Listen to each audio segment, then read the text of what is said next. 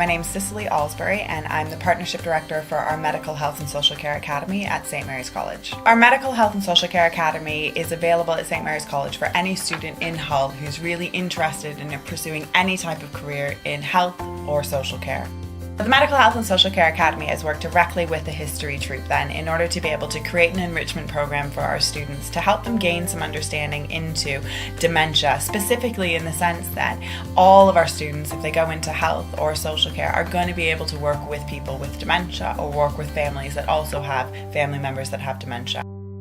So we created a full-day training program for our students to engage with. We had approximately 150 students take part in the day, and the day itself was broken into a couple of different stages to help the students really engage with finding out what dementia is and then how they can kind of find out a little bit more information about how to interact with them.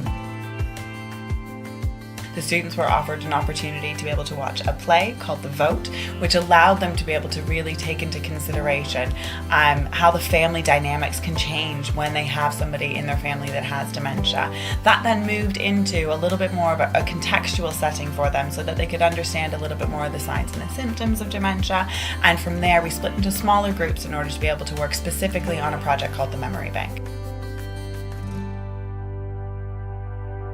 The Memory Bank pack itself has been brilliant to be able to kind of really open the students' eyes into the history of Hull. And I think some of them were really quite surprised by that because they hadn't necessarily taken into consideration that Hull has a really strong fishing community and that its history was laden in the fact that we are a port city. And as respectfully from that, the students are then able to kind of gain additional common ground with the people that they go out to be able to talk to.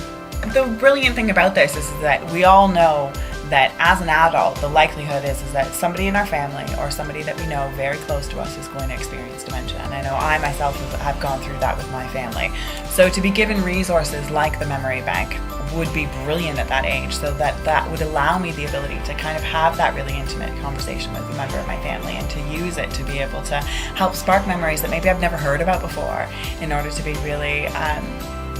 cherish those memories with them. I especially like the play in the morning because it was good to see dementia like a home situation, because personally what I would have thought of is, as I want to be a doctor, thinking about it as like patient-wise, so treating people with dementia and like working with people with dementia. Seeing it in a home situation, it was kind of different and I learned a lot from that.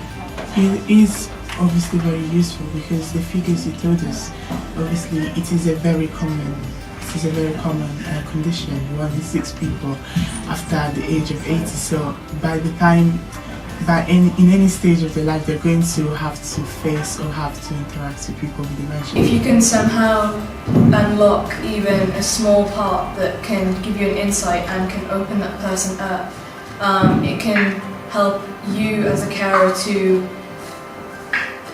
understand how you can support them best.